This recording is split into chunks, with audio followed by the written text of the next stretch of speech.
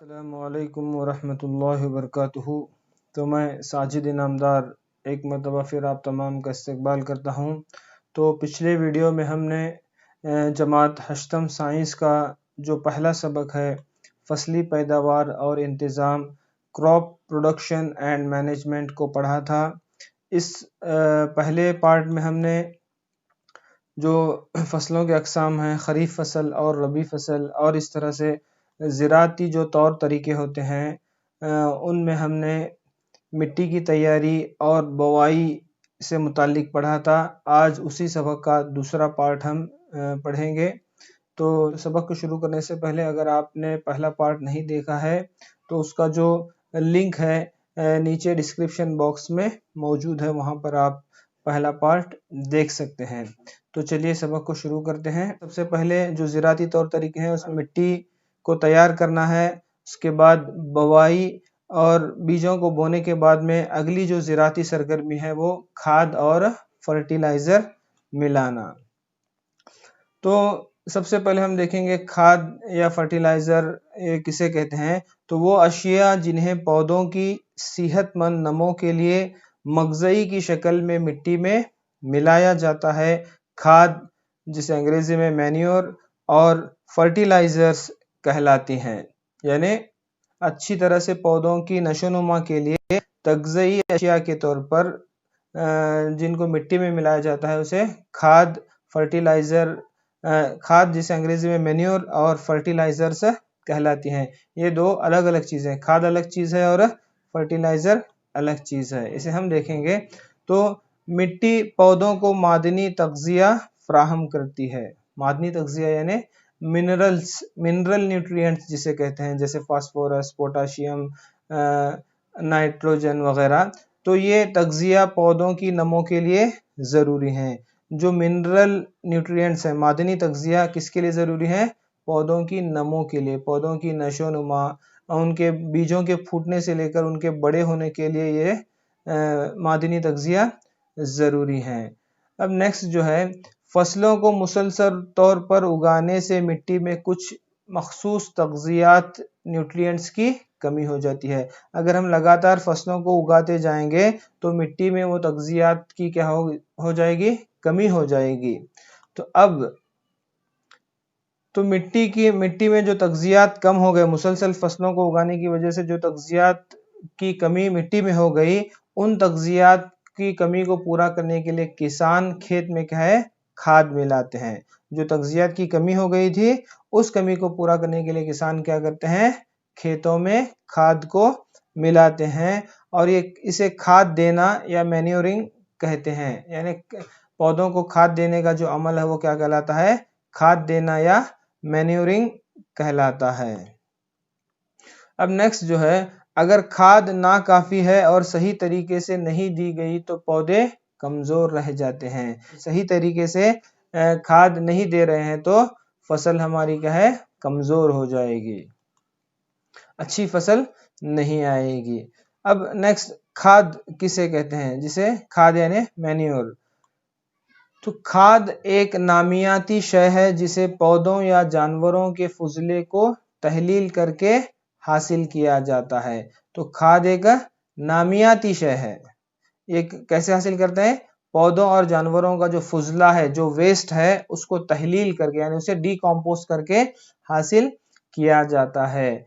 अब पौधों और जानवरों के फुजलात को खुली जगह या किसी गड्ढे के अंदर डालकर तहलील होने के लिए छोड़ दिया जाता है। तो जो जानवरों का गोबर होता है उसे क्या करते हैं? खुली जगह में या किसी गड्ढा बना करके वहां पर उसे तहलील होने करके छोड़ दिया जाता है। तो आप देख रहे हैं कि यहाँ पर जानवरों का जो फुजला है और जो सूखा चारा और दरख्तों की जो सूखी पत्तियां वगैरह सब क्या है? तहलील होने के लिए छोड़ दिया जाता है। अब ये तहलील कौन करते हैं? तो तहलील का अमल कुछ खुर्द अज़ुयों के जरिए अंजाम दिया जाता है। यानी खुर्दबीनी अजसाम क्या करते हैं? इस फुजले को क्या है? खाद में तहलील करते हैं, डिकम्पोज करते हैं। तहलील शुदा मादे का इस्तेमाल नामियाती खाद की शक्ल में किया जाता है। यानी जो जानवरों का फुजला है वो तहलील होने के बाद में जो तहलील शुदा मादे को क्या करते हैं? नामियाती खाद के तौर पर किसान इसे इस्तेमाल करते हैं। तो चलिए आगे बढ़े। तो अब नेक्स्ट जो है फर्टिलाइजर, ये तो खाद की हो गई बात। अब हम देखेंगे फर्टिलाइजर्स किसे कहते हैं। तो फर्टिलाइजर्स ऐसी कीमियाई अशिया हैं जो एक मखसूस मगज़ई से भरपूर होती हैं। ये क्या है, कीमियाई अशिया हैं। फर्टिलाइजर क्या है, ये कीमियाई अशिया हैं जो कारखानों में तैयार होते हैं और इनमें मखसूस तगज़ई अशिया से ये क्या होती हैं, भरपूर होती हैं। ये कारखानों में तैयार किए जाते हैं और इसकी जो मिसालें हैं वो यूरिया, जिसे आप देख सकते हैं यूरिया इस तरह से होता है, ये यूरिया, और इसी के साथ साथ अमोनियम फॉस्फेट है, पोटाश है और एनपीके यानी नाइट्रोजन, फास्फोरस और पोटाशियम। ये तमाम क्या है, ये फर्टिलाइजर्स की चंद मिसालें हैं जिन्हें किसान इस्तेमाल करते हैं। तो इनके इस्तेमाल से किसानों को गेहूं, धान, मक्का जैसी फसलों की अच्छी पैदावार हासिल करने में मदद मिलती है। तो ये फर्टिलाइजर्स के इस्तेमाल से क्या है, किसानों को अच्छी फसल आती है, गेहूं की, धान और मक्का जैसी फसलें अच्छी उग आती हैं। तो जहां पर इसका फायदे हैं वहां पर इसके नुकसानात, फसल तो अच्छी आ रही है, इसके नुकसानात भी हैं। और वो नुकसानात क्या हैं, तो फर्टिलाइजर के ज्यादा इस्तेमाल से मिट्टी की जरखीजी में कमी आती है। अगर हम इन फर्टिलाइजर्स का ज्यादा इस्तेमाल करेंगे तो ये मिट्टी की जो जरखीजी है वो कम होते जाएगी, क्योंकि ये जो फर्टिलाइजर्स हैं वो कीमियाई अशिया से बने होते हैं। और ये फर्टिलाइजर क्या है, आबी आलूदगी का भी जरिया है, जो वाटर पोल्यूशन है, क्योंकि जो कीमियाई अशिया मिट्टी में मिलाए जाते हैं वो पानी में मिल करके पानी को क्या करते हैं, आलूदा बना देते हैं। तो ये फर्टिलाइजर्स के चंद नुकसानात भी हैं। तो अब हम क्या करना है, तो लिहाजा मिट्टी की जरखीजी को बरकरार रखने के लिए हमें फर्टिलाइजर्स की जगह नामियाती खाद का इस्तेमाल करना चाहिए। तो हम क्या है, फर्टिलाइजर का कम से कम इस्तेमाल करें और ज्यादा क्या इस्तेमाल करें, खाद, जो नामियाती खाद। इससे पहले हमने देखा तो जो जानवरों के फुजले से तैयार की जाती है, सूखे पत्तों से तैयार की जाती है, उस खाद को हम ज्यादा से ज्यादा इस्तेमाल करना चाहिए। और फिर अगर दूसरा जो तरीका है वो दो फसलों के दरमियान खेत को कुछ वक्त के लिए बगैर काश्त के छोड़ देना चाहिए। तो मिट्टी में जरखीजी को बरकरार रखने के लिए हम क्या है, लगातार फसलें नहीं उगाना, बल्कि थोड़ा क्या करना, फसलों के बीच में गैप रखना, ताकि उसमें के जो तगज़िया अशिया हैं वो बरकरार रह सकें। तो चलिए आगे बढ़े। अब नेक्स्ट जो है मिट्टी में तगज़ियात की फराहमी का एक और जो तरीका है वो क्या है, फसली गर्दिश, जिसे क्रॉप रोटेशन कहते हैं। तो इसमें मुख्तलिफ फसलों को मुतबादिल तौर पर उगाया जाता है। मुतबादिल तौर पर यानी एक फसल के बाद में दूसरी फसल उगाया जाता है। तो इसे हम क्या कहते हैं, फसली गर्दिश। तो उसकी मिसाल अगर हम देखें तो पहले शुमाली हिंदुस्तान में किसान एक मौसम में फलीदार चारा और दूसरे मौसम में गेहूं की फसल उगाते थे। इससे मिट्टी में जो नाइट्रोजन की भरपाई हो जाती थी। यानी गेहूं को उगाने से पहले किसान क्या करते थे, वहां पर फलीदार चारा, जो फलीदार चारा उगाते थे, जिससे क्या है फिजा में जो मिट्टी में क्या है नाइट्रोजन की जो मिकदार है वो उसमें इजाफा होता था।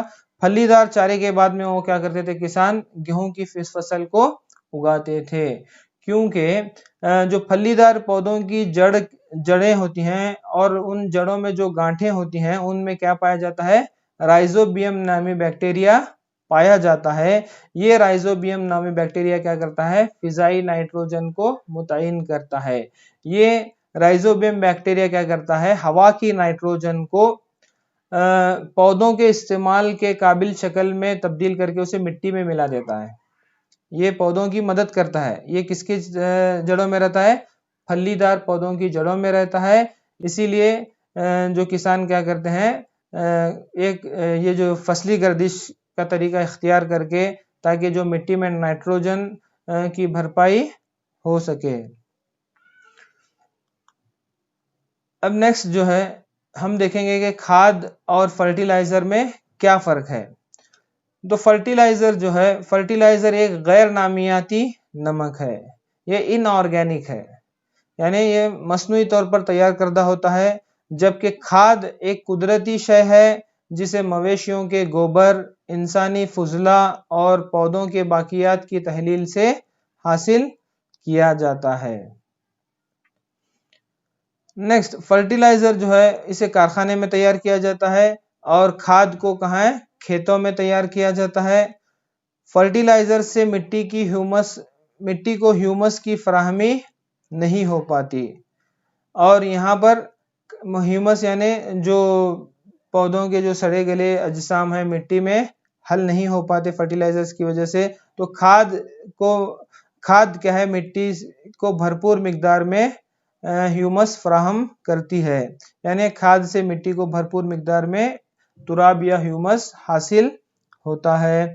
और इसी तरह से फर्टिलाइजर में नाइट्रोजन, फास्फोरस और पोटाशियम जैसे तगज़िये पौधों के लिए भरपूर मिकदार में पाए जाते हैं, जबकि खाद में पौधों के लिए जो तगज़िये होते हैं वो निस्बतन कम होते हैं। तो यहाँ पर ये नाइट्रोजन, फास्फोरस जैसे तगज़ई अशिया कई में फर्टिलाइजर्स में ज़्यादा होते हैं, जबकि खाद में इनकी मिकदार निस्बतन कम होती है। तो ये खाद और फर्टिलाइजर्स में फ़र्क है। अब नेक्स्ट जो है खाद के फ़ायदे, क्या फ़वाइद हैं हम इनको देखेंगे। तो नामियाती खाद को फर्टिलाइजर्स के मुकाबले में बेहतर तसव्वुर किया जाता है, क्योंकि नामियाती खाद से मिट्टी में पानी को रोक कर रखने की सलाहियत में इजाफा होता है। इसी तरह से इससे मिट्टी मसामदार होती है, जिसकी वजह से गैसों के तबादले में आसानी हो जाती है। तो मिट्टी में क्या है, मसामदार होती है, यानी मिट्टी में सुराख होते हैं जिससे आसानी की मदद से गैसों का तबादला होता है, जड़ों तक जो गैसों को पहुंचना है वो आसानी से पहुंच पाता है।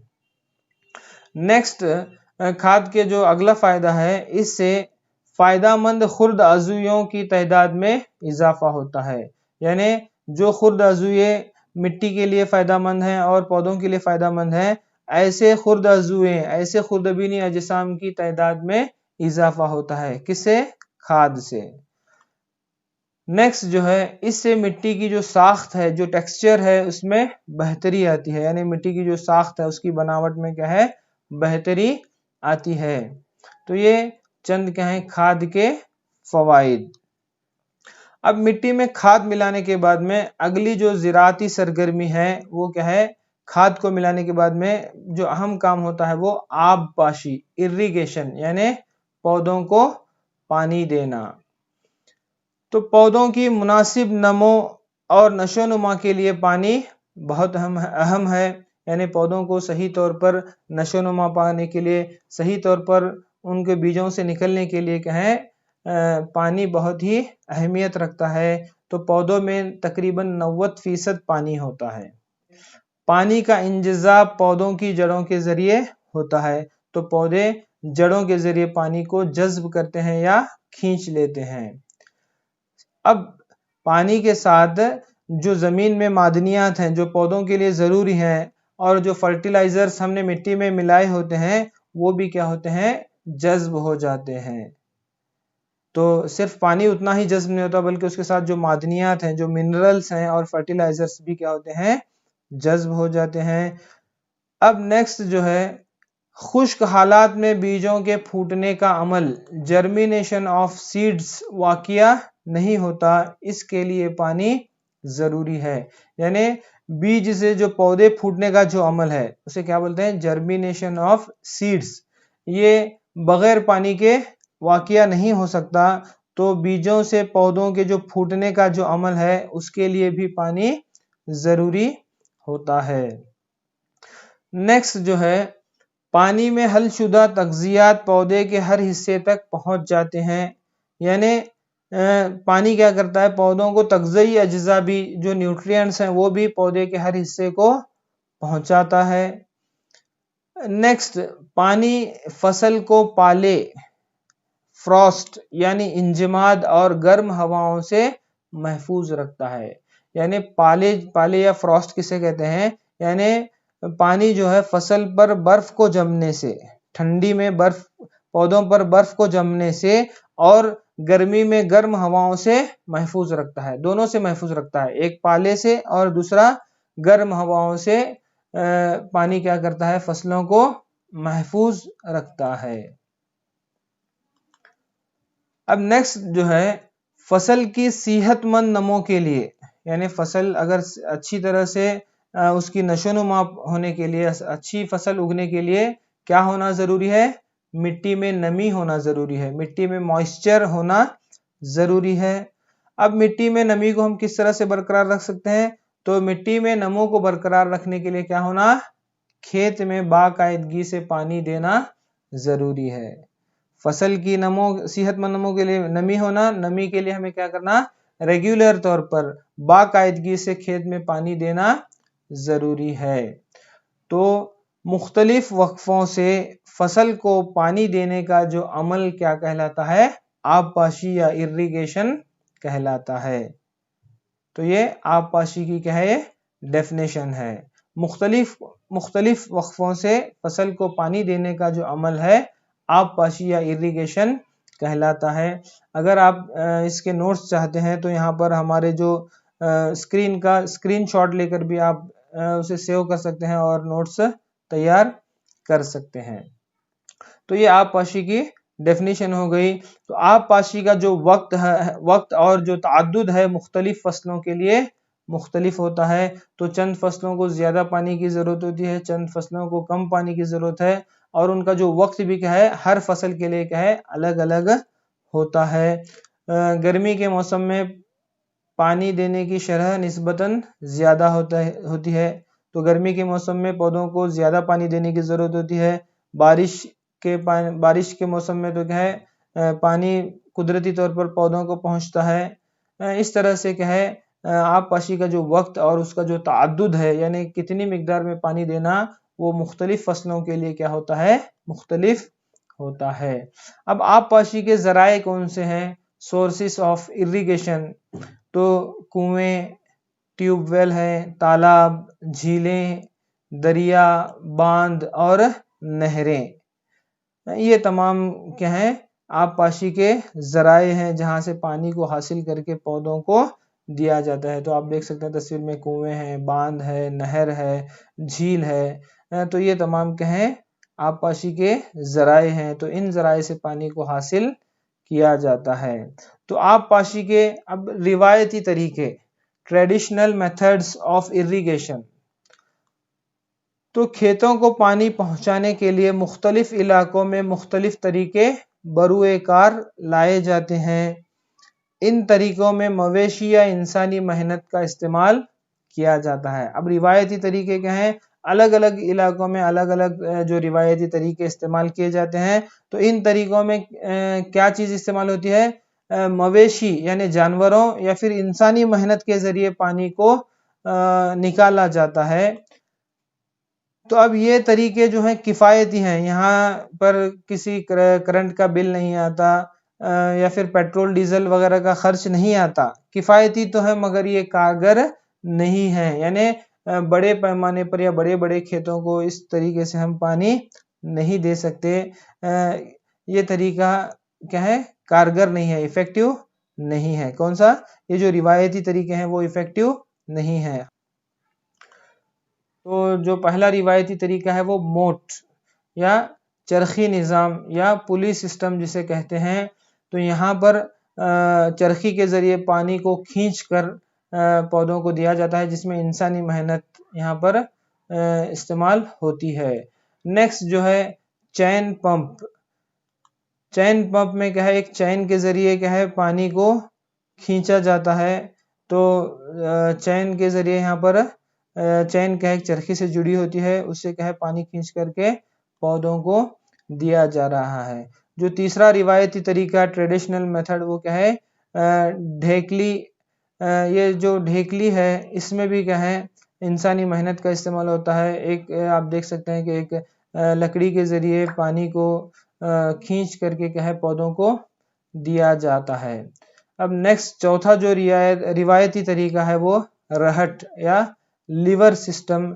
तो इसमें भी क्या है, यहाँ पर मवेशियों का इस्तेमाल करके पानी को खींचा जाता है। तो ये चंद रिवायती तरीके हैं आबपाशी के। ये किफ़ायती तो हैं मगर ये कारगर नहीं होते।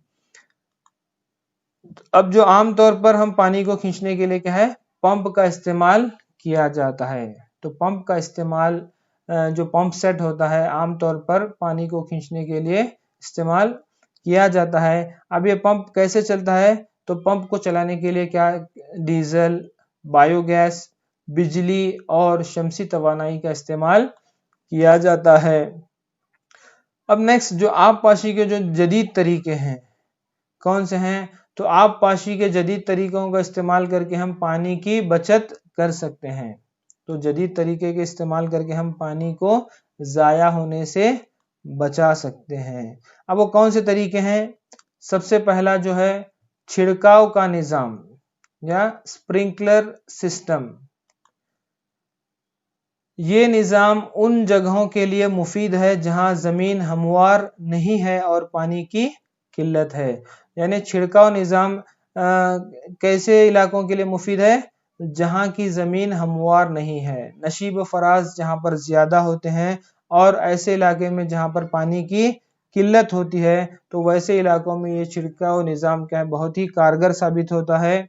अब इसमें क्या होता है, उमूदी पाइपों के ऊपर घूमने वाले नोजल लगे होते हैं। यानी उमूदी इस तरह से खड़े पाइप होते हैं और उनके ऊपर क्या लगा होता है, नोजल लगा होता है जो कि घूमता है। आगे आप उसको देखेंगे। ये पाइप मुकर्ररा फासलों पर खास पाइप से मुंसलिक रहते हैं। यानी मुकर्ररा फासलों पर ये पाइप क्या है, नस्ब किए जाते हैं और ये पाइप क्या है, एक मेन पाइप से जिसमें पानी गुजरता है उससे जुड़े होते हैं। और ये जो छिड़काव निज़ाम है कैसी मिट्टी के लिए कारगर होता है, तो ये रेगिस्तानी मिट्टी या रेतीली मिट्टी के लिए ये निज़ाम बहुत ही मुफीद होता है। तो आप देख सकते हैं कि किस तरह से यहाँ पर ये छिड़काव का निज़ाम स्प्रिंकलर सिस्टम है। यहाँ पर एक उमूदी पाइप है, उमूदी पाइप के ऊपर एक नोजल लगा हुआ है जो घूम करके क्या है, सारे पौधों को पानी फराहम करता है। और ये पानी ऐसे ही पौधों को पहुंचता है जैसे बारिश का पानी पौधों पर गिरता है, वैसे ही क्या है, ये पानी का छिड़काव करता है जिससे पानी की बचत भी होती है। ठीक है। जो दूसरा तरीका है, जदीद तरीका है आबपाशी का, वो क्या है, ड्रिप निज़ाम, जिसे ड्रिप सिस्टम भी कहते हैं। तो इस निज़ाम में पानी बूंद बूंद करके पौधों की जड़ों में गिरता रहता है, इसीलिए इसे ड्रिप निज़ाम कहा जाता है। यानी बूंद बूंद के जरिए पानी को यहाँ पर पौधों को दिया जाता है। तो ये ड्रिप निज़ाम कैसे फसलों के लिए कारगर होता है, फलदार पौधों, बागीचों और दरख्तों को ये निज़ाम पानी देने के लिए ये निज़ाम बहुत ही मुफीद होता है। इसमें पानी सीधा पौधों की जड़ों तक बूंद बूंद होकर के गिरता है। तो इस तरीके में पानी बिल्कुल भी ज़ाया नहीं होता, पानी वेस्ट नहीं होता, क्योंकि जब हमें एक कैनाल बना करके पानी को पौधों तक पहुंचा रहे हैं तो पानी बीच में ही ज़मीन में जज्ब हो जाता है, जबकि इस निज़ाम में डायरेक्टली पानी क्या है, बूंद कहाँ पर गिरते हैं, पौधों की जड़ों में गिरते हैं, तो पानी बिल्कुल भी यहाँ पर ज़ाया नहीं होता। पानी की किल्लत वाले इलाकों के लिए तो ये एक नियामत है। जहाँ पर पानी की बहुत ही किल्लत होती है तो वैसे इलाकों के लिए ये जो ड्रिप निज़ाम है एक नियामत से कम नहीं है। तो आप देख सकते हैं कि यहाँ पर पौधों के साथ पाइप की लाइन है और वहां पर क्या है, पौधों की जड़ों में क्या है, पानी बूंद बूंद गिरता है। पानी रास्ते तौर पर जड़ों को पहुंच रहा है और पानी बिल्कुल भी ज़ाया नहीं होता। ठीक है। तो इस तरह से जो हमारा ये पार्ट 2 यहीं पर ख़त्म होता है। तो हमारे जो वीडियोस हैं इसे ज़्यादा से ज़्यादा लाइक कीजिए, शेयर कीजिए ताकि दूसरे भी इससे फ़ायदा हासिल कर सकें, और हमारे चैनल को सब्सक्राइब कीजिए। तो यहाँ पर ये हमारा पार्ट 2 ख़त्म होता है। अब नेक्स्ट और एक पार्ट 3 का आप इंतज़ार कीजिए। बहुत बहुत शुक्रिया। अस्सलामु अलैकुम वरहमतुल्लाहि वबरकातुहू।